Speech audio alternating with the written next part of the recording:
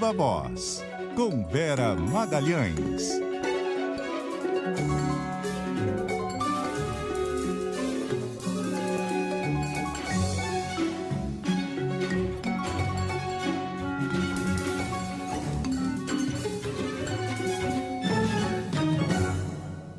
Vera Magalhães, tudo bem, Vera? Boa noite para você. Boa noite, Rodrigo. Boa noite a todo mundo que nos ouve e nos assiste. Ô, Vera, o presidente dando um rolê de jet ski. É duro, a gente não quer abrir aqui falando disso, a gente quer falar de outras coisas. Poxa, medidas aí efetivas, realmente, para o nosso país, mesmo sendo num dia 28 de dezembro, mas ele estava dando um rolê num jet ski que é necessário no sul da Bahia, aliás, para poder socorrer gente. Ele estava de rolê e dando um presta atenção ainda, ó. Espero que não me incomodem, não. Como é que é isso? É isso, foi abordado por apoiadores, estava lá dando um rolê numa praia em Santa Catarina, em São Francisco, ali, na região de São Francisco, e foi questionado sobre essa possibilidade de ter de voltar, e falou, espero não ter de voltar antes. O presidente está sendo muito questionado, fortemente questionado, não só nas redes sociais, mas pela oposição, pela imprensa, até a imprensa lá de Santa Catarina tem enfatizado muito o fato dele estar de férias enquanto está acontecendo o que está acontecendo no sul da Bahia. E ele mandou novos ministros para ajudar na força-tarefa lá e foi editada uma medida provisória liberando 200 milhões de reais para reconstrução de estradas, Bocardi. Os 200 milhões não são integralmente para a Bahia. Estão incluídos Tocantins, Amazonas, São Paulo e o Nordeste, de uma maneira geral. Isso também gerou muitas críticas, porque o quinhão dado para o Nordeste é de 80 milhões de reais. O governador da Bahia veio a público para dizer que esse dinheiro é insuficiente, não é suficiente nem para reconstruir as estradas da Bahia atingidas pelas enchentes. Aí o governo veio a público dizer, não, tudo que está como Nordeste é integral para a Bahia, mas ainda assim vão ser necessárias outras medidas, né? O número de desabrigados é de 30 mil, outros tantos desalojados, né? Que é uma situação anterior ao a você ser considerado desabrigado, quando ainda tem dúvidas sobre se a sua moradia poderá vir a ser recuperada no futuro. Mais de 30 mortos, enfim, os números só sobem, a quantidade de municípios afetada de alguma maneira já chega a mais de 75, então é muita pressão para que novas medidas sejam tomadas. O ministro João Roma anunciou que deverá haver uma linha de crédito específica do Banco do Nordeste para os municípios baianos, para os empreendedores, para quem perdeu tudo, para poder reconstituir a sua vida, poder recompor aí o que perdeu. Mas também isso não é suficiente. A gente sabe que os juros estão altos, que ainda que a linha de crédito seja em condições muito vantajosas, para quem perdeu tudo, o crédito não é uma medida suficiente. Então a cobrança vai continuar e é bem provável que o presidente tenha, sim, de pelo menos fazer uma pausa nas suas segundas férias em 2 semanas e dar um sobrevoo na região da Bahia. Vai haver muita pressão política para isso. Hoje a hashtag Bolsonaro Vagabundo ficou em primeiro lugar o dia inteirinho no Twitter, está ainda até agora, mais de 58 mil tweets com essa hashtag Bolsonaro Vagabundo. E agora, no fim da tarde, é que os apoiadores do presidente começaram a tentar uma reação, subindo uma hashtag Bolsonaro Orgulho do Brasil. Mas isso só está fazendo com que aqueles que tweetam Bolsonaro Vagabundo intensifiquem a sua ação. Que coisa, né? O tempo também que esse governo se prende nisso, né, Vera? Nessa de tentar dar uma resposta, como é que fala? Uma resposta insignificante, né? Uma midiática, resposta, né? Midiática, uma resposta de hashtag. Quer dizer, isso não vai mudar nada. É isso. Isso não vai mudar exatamente nada, porque é só trabalho mesmo que muda. Não é hashtag, né, que muda alguma coisa. Você fala, mas do outro lado é a mesma... O presidente percebeu, Amália? Não, diga.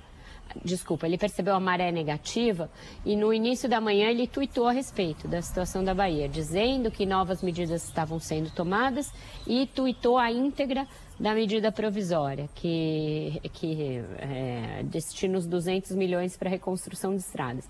E na sequência, um outro tuit com todos os ministros que ele envolveu na situação. Até a ministra Damares foi mandada para a região e falou: a ordem do presidente a gente não discute, a gente cumpre, é isso. Ele, como está de férias, como está de folga e andando de jet ski, está comissionando os ministros para irem lá fazer uma presença no estado para tentar apaziguar essa reação negativa. Mas a gente fica pensando o que ele está ganhando com isso, quem que é que está orientando, quem que é?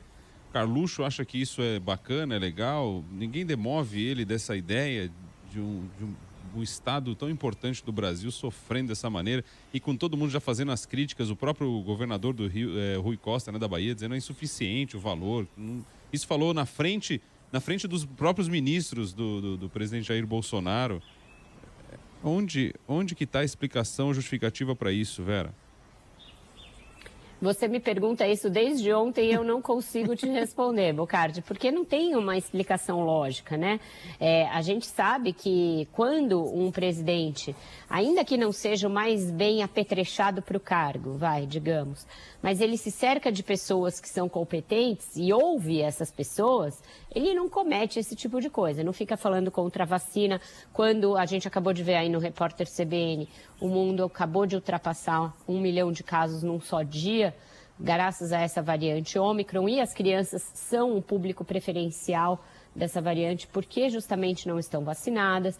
Ele não vai tirar folga e sendo fotografado de jet ski, ou pescando, ou dançando funk numa embarcação, quando várias coisas ruins estão acontecendo no país, inclusive calamidades.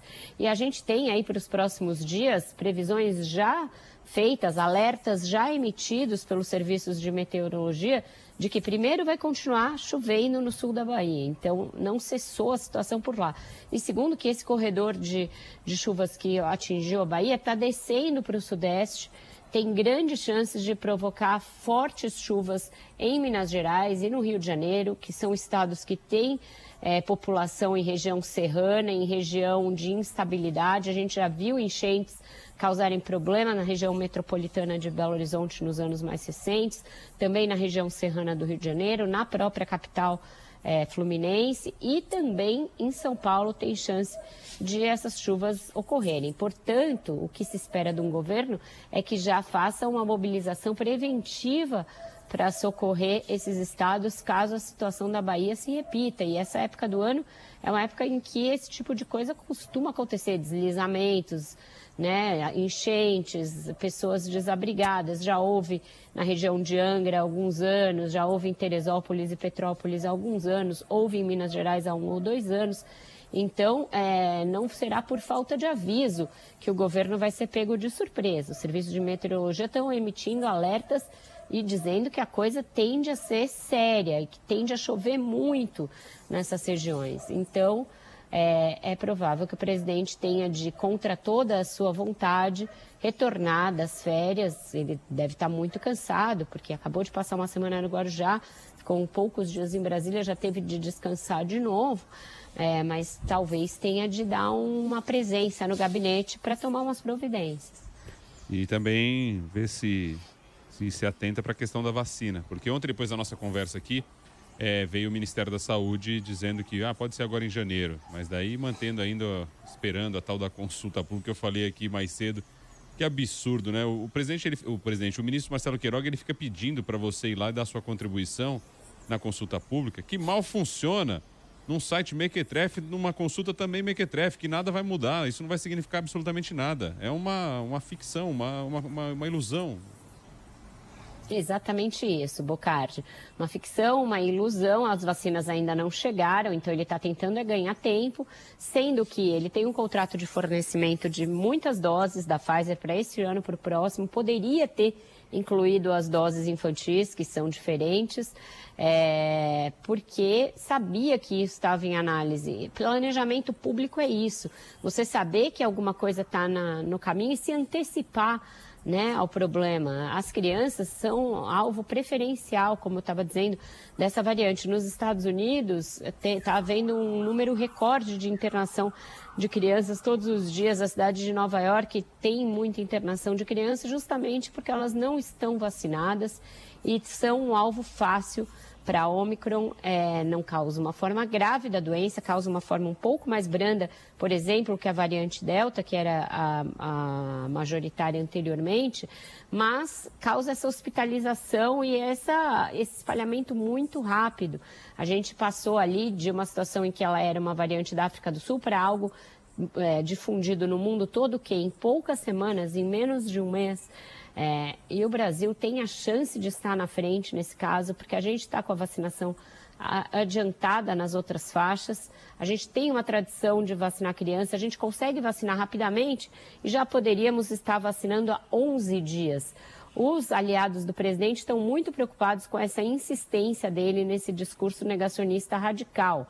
Um discurso tão radical em que ele diz que não vai vacinar a própria filha, algo que choca muito. As pesquisas mostram uma deterioração ainda maior da avaliação do presidente, principalmente junto ao eleitorado feminino, que é muito sensível para temas como esses de saúde. Então, aliados dizendo que vão ter de ter uma conversa com o presidente para que ele dê um cavalo de pau nesse discurso anti-vacina, a tempo de tentar consertar o estrago que já foi feito nas suas chances eleitorais.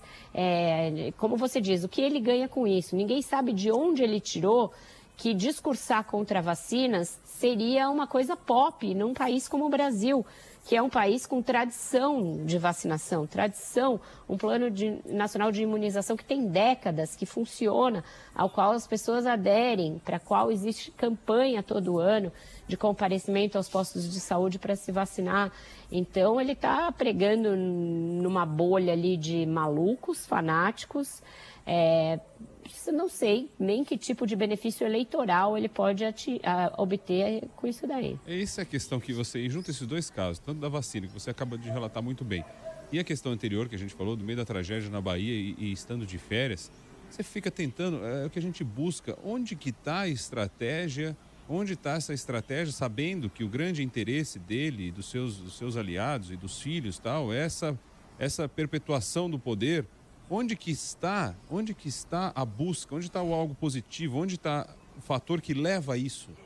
Não existe, é tudo contrário, É assim, você está falando e agindo só para o seu grupo, e é esse grupo de 20, 25, sei lá, quantos por cento quiserem, falem, digam quanto é, mas você não está, e olha, nada além disso, porque com gestos assim você não conquista, definitivamente, e o pior, é capaz até de você gerar algum desagrado para o seu próprio grupo. Então, assim, onde que está o fundamento nessas ações, na busca por popularidade, na busca por ser, que não seja popularidade, que não seja eleição, mas a busca por ser uma pessoa que faça algo, ou que seja vista bem? Assim, é um negócio, a palavra é bizarra. Bizarro. Concordamos. Ai, que mais que temos aí? Falamos mais cedo a questão falei aqui, o beco sem saída agora com a questão do servidor público, né? Funcionário público. Dá aumento para um, não dá para outro. Paulo Guedes aí também já está numa situação que não sabe nem para onde não sabe nem onde o cobertor está mais, eu acho. Exato. O Lauro Jardim noticiou mais cedo no Globo essa troca de mensagens do ministro Paulo Guedes, uma série de mensagens que ele mandou para o Bolsonaro e para os demais ministros, tentando alertar para o risco de uma generalização dos reajustes para todos os servidores públicos. Amanhã tem uma Assembleia Unificada de cerca de 30 categorias do funcionalismo federal, tentando obter o mesmo reajuste que foi dado aos policiais federais, aos policiais rodoviários e aos agentes penitenciários. Na mensagem, que eu recebi depois também na íntegra, Paulo Guedes compara essa situação com a tragédia de Brumadinho, dizendo que começa com pequenas fissuras e depois leva a um desmoronamento da barragem, a um soterramento de todo mundo, porque não tem dinheiro para dar o reajuste para todo mundo. Ele fala que 2020 foi o ano de lutar a guerra contra a Covid-19 e que em 2021 o Brasil teria, segundo ele, vencido essa guerra. que aí a gente não pode se esquivar de ser a geração que venceu a guerra da pandemia, achando que está tudo bem, que passou e que podemos sair por aí dando reajustes. Diz que 2022 tem de ser o ano de vencer a inflação, é o que ele diz nessa mensagem, e que uma concessão de reajustes em série levaria a uma nova pressão inflacionária e faria com que o Brasil não conseguisse vencer a inflação. Ele fala também nos governadores, acho que ele tenta diluir ali um pouco a responsabilidade, não deixar claro que ele está cobrando só o chefe dele, só o presidente da República, diz, levem essa mensagem também aos governadores, não deixem que eles concedam esses reajustes, mas a verdade é essa, Bocardi, a pressão, além de atingir todas as categorias do funcionalismo federal, vai se espraiar, desculpa, passou uma moto aqui, por isso o barulho, vai se espraiar também para os estados, né? Policiais militares certamente vão pretender algum tipo de isonomia com os policiais federais. Isso vai levar a movimentos grevistas, como a gente tem visto nos últimos anos nas forças policiais. Movimentos muitas vezes com o aval das forças bolsonaristas. Então, é um início de ano, como eu venho dizendo há alguns dias, já desde a semana passada, com muita pressão de reajuste do funcionalismo. Falei com uma fonte da Receita hoje que me relatou que está tudo praticamente parado por lá. Eles estão fazendo operação padrão, mesmo nas aduanas o ritmo é lento, a ideia é não fazer novas operações, não fazer nada muito vultoso até que se decida essa questão do reajuste para os auditores e para as demais categorias da Receita. Eles também ficaram muito contrariados pelo fato de terem perdido verba para inteligência, verba para TI, etc., para que fosse dado o reajuste dos policiais. Então, essa pressão vai se agravar ainda nesse ano, vai iniciar 2022 com essa faca no pescoço do governo e eu acredito que o ministro Paulo Guedes não terá sucesso em sensibilizar ninguém. Porque o presidente, como a gente sabe, está nessa atuada eleitoreira e vários ministros também são candidatos. Então, a pressão dos outros, dos colegas do Paulo Guedes vai ser por gastar como se não houvesse amanhã. E depois da eleição a gente vê como é que fica. Então, ele está pregando meio no deserto, está falando sozinho. Aliás, como vem falando há mais de 2 anos o ministro Paulo Guedes, né? Deixou de ser aquele posto Ipiranga a que todo mundo ouve para ser um ministro que fala e o presidente não escuta e não leva ele a sério e não implementa as suas ideias. Então, mas daí o que acontece? Você não tem dinheiro para você fazer o seu cardápio eleitoral, digamos assim. Você não tem o dinheiro para atender todo mundo. É um esforço danado para você fazer um auxílio, a aprovação dele cria uma engenhoca toda para fazer um Auxílio Brasil que vai ser consumido pela inflação ou pela economia em descontrole. Aí você quer agradar outros setores, você também não tem o dinheiro. Então você poderia, de repente, vamos pensar nesse cenário, você poderia então, vamos trabalhar então e fazer algo que não necessite de dinheiro, ou pelo menos não necessite tanto dinheiro, para a gente poder ver se consegue alguma coisa. Aí a gente enxerga tudo aquilo que a gente já falou antes, eu fico pensando, qual é? Quer mesmo reeleição ou o que está rolando? Você fica assim, não é possível, porque, poxa vida, é difícil de... Tem que realmente... Tem que estudar Bocardi, muito, acho, para poder entender. A senadora Simone Tebet foi muito criticada porque ela deu uma entrevista dizendo que Bolsonaro é o pior presidente do Brasil e dizendo a seguinte frase: ninguém poderia esperar que isso fosse acontecer. E foi por conta dessa frase que ela foi muito criticada. Mas é verdade, todo mundo poderia esperar que isso fosse acontecer. Bolsonaro foi um deputado do baixo clero sua vida parlamentar inteira, 28 anos. Nesse período, ele não teve um partido, ele não teve uma bandeira. A sua bandeira foi sempre conceder reajuste para o funcionalismo, lutar pelas bandeiras dos militares, viver daquele auxílio ali, gabinete, auxílio moradia, etc, etc. Pôr os filhos todos na política, pôr a ex-mulher na política, fazer da política um puxadinho familiar, usando inclusive expedientes como rachadinha, que estão sob investigação. Então, você imaginar, num surto coletivo do país, que esta pessoa seria a pessoa talhada para tirar o Brasil de uma situação que incomodava os eleitores, de uma forma legítima, de corrupção, de crise econômica, e levar o país a um outro patamar, Eu só posso atribuir isso a um realmente surto coletivo, porque já dava para imaginar.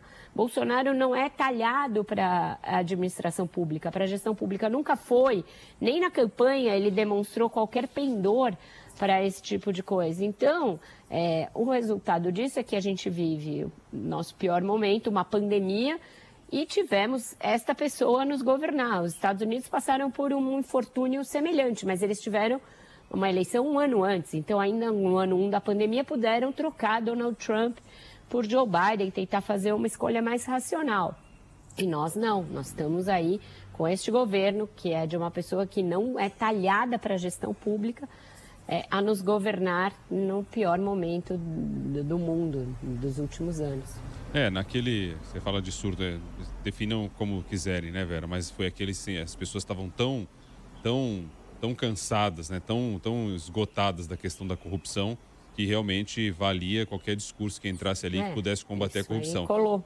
Só que agora, Vera, uma coisa que tem que isso vai ser dito muito no decorrer agora do próximo ano, e tanto Bolsonaro, sua trupe e todos aqueles que apoiam, eles têm que entender e enxergar o tamanho do fracasso deles e não jogar a culpa em nenhum outro, o tamanho do fracasso deles se eles permitirem a volta do PT, a volta do ex-presidente Lula ao poder na próxima eleição, como as pesquisas vêm apontando.